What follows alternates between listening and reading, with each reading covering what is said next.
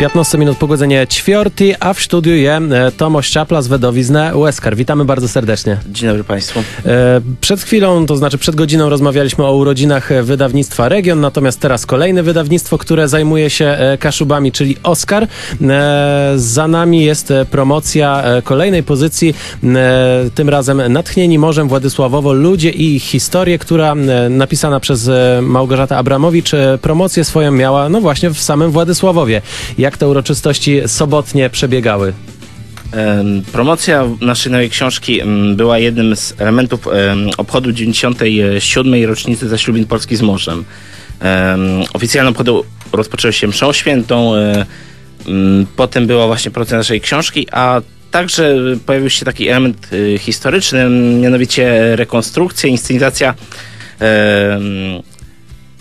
jak generał Haller odbył swoją pierwszą podróż po Bałtyku. I to był pierwsze przepłynięcie pod polską banderą tak naprawdę, więc na pewno było ciekawie i publiczność, ludzie, szczególnie okoliczni, chyba dopisali, prawda? Tak. Zarówno okoliczni mieszkańcy, jak też osoby pochodzące jakby z Półwyspu Polskiego, a także z Pucka, gdyż dzień wcześniej też odbyły się oficjalne obchody, tym razem w Pucku. Sama książka Natchnieni morzem Władysławowo, ludzie i ich historie. Jakie historie, jakich ludzi składają się na te pozycje? W tej książce poruszamy taki wyjątkowy okres w historii polskiego wybrzeża, dwudziestolecie międzywojenne, kiedy nad Zatoką Pucką, właśnie w obrębie Półwyspu Helskiego, powstawały nowe miejscowości o charakterze takim uzdrowiskowym, a osady rybackie szybkim krokiem wkraczały w nowoczesność. I ta nowoczesność stała się także udziałem Władysławowa, wtedy jeszcze wielkiej wsi, a także okolicznych wiosek, które dziś wchodzą w skład miasta, czyli Cetniewa i Poczernina. Chcieliśmy przypomnieć właśnie konkretne osoby, które przyczyniły się do szybkiego rozwoju osady w tamtym okresie. To jest chociażby postać generała Józefa Hallera, który dokonał 10 i 11 lutego 1920 roku zaślubin Polski z morzem, a także m.in. Augustyna Necla, znanego pisarza, kronikarza z Rozewskiej Blizy, czy chociażby kaszubskiego rybaka Jakuba Myśliża, na którego kutrze odbył się pierwszy jakby rejs generała Hallera pod biało-czerwoną banderą. Tak jest. I te historie właśnie możemy przeczytać w książce Natchnieni morzem. I właśnie chyba ten czas narodzin II Rzeczypospolitej to był właśnie taki, można powiedzieć, no przełomowy czas, szczególnie właśnie dla Wybrzeża, które przeżywało wtedy bardzo duże zmiany, tak jak już pan tutaj napomknął o tym. Tak. Chcieliśmy właśnie tą książką pokazać, że rozwój polskiego wybrzeża nie dotyczył tylko Gdyni, bo w powszechnym mniemaniu uważa się, że jakby symbolem II Rzeczypospolitej jest Gdynia, szybko rozwijający się port, ale dotyczyło to także Władysławowa, Pucka i okolic. Ten szybki rozwój był właśnie możliwy zarówno dzięki tym znanym postaciom historycznym jak generał Haller, ale i także kaszubskim rybakom, kaszubskim działaczom, którzy przez lata współtworzyli, właśnie budowali jakby swoją lokalną ojczyznę, mimo nie zawsze sprzyjających warunków atmosferycznych. I chcieliśmy właśnie zwrócić uwagę właśnie na tych kaszubskich rybaków, działaczy, którzy przyczynili się do rozwoju zarówno Wielkiej Wsi, ówczesnej Wielkiej Wsi, jak i okolic.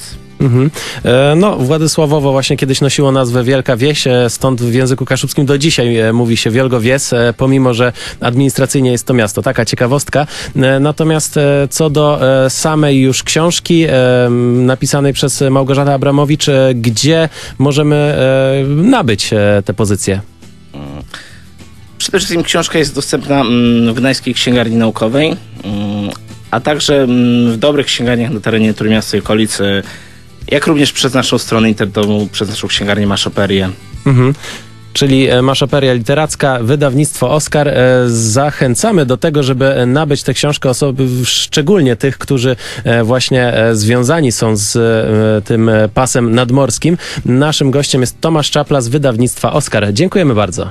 Dziękuję serdecznie. A ze mną w studiu je Tomasz Čapla z wydawnictwa Oskar. Jeś cały czas godume o tym, co so dziejało na promocjowym płotkaniem zrzeszonym z książką Natchnieni morzem Władysławowo ludzie i ich historię Gryty Abramowicz, ale ty się o tych czasach tak poprawdze wielgowies przeżywała bardzo wielkie zmiany miniblus wielgowies w Midzewejnim.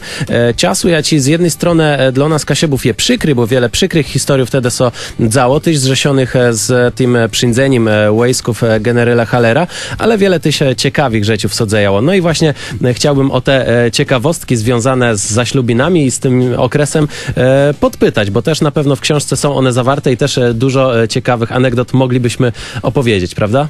Tak, przytaczamy w książce różne anegdoty związane zarówno z całym okresem dwudziestolecia, jak i z samym aktem zaślubin Polski z morzem. Jednym z nich jest taka mało znana historia dotycząca samej uroczystości, kiedy generał Haller, który już przybył nad Polskie Morze, aby dokonać tego symbolicznego aktu, właśnie w Pucku 10 lutego 1920 roku. Wrzucił ten pierścień, który jakby utkwił na lodzie. Wśród uczestników całej uroczystości nastąpiła konsternacja, ponieważ lód był zbyt kruchy, aby ktoś mógł na niego jakby wejść i po prostu wrzucić dalej ten pierścień, aby wpadł bezpośrednio do wody. Nie dysponowano także żadnymi drągami, aby skruszyć lód, w którym znalazł się pierścień. Sytuację uratował kawalerzysta Stanisław Skrzyński, który wsiadł na swojego konia i po prostu kopytami swojego wierzchowca rozkruszył ten lód, mimo że zamoczył swój mundur, stwierdził, że akt zaślubin Polski z morzem musi być pełny i w ten sposób uratował. No właśnie, musiał w tę morską toń po prostu pierścień wpaść. Jakie jeszcze historie możemy tam usłyszeć? Na pewno jest ich tam wiele.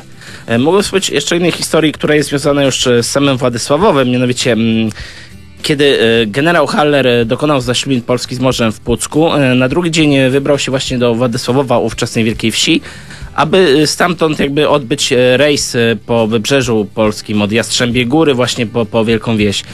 I jeden z tamtejszych okolicznych rybaków, Jakub Myślisz, postanowił przywitać generała Hallera, właśnie umożliwić mu ten rejs, tylko szkopuł utkwił w tym, że jego kuter znajdował się na Helu.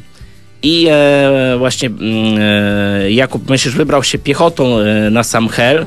Tam rozrąbał siekierą lód, do którego przytwierdzony był ów kuter i dopiero stamtąd odbył rejs do Wielkiej Wsi i stamtąd dopiero generał Haller odbył swój pierwszy rejs pod biało-czerwoną banderą. Tak? To jest taka Czyli dopiero teraz widzimy, ile tak naprawdę kosztowało wysiłku wykonanie tego gestu, który dzisiaj jest historyczny i właśnie był upamiętniony też we Władysławowie.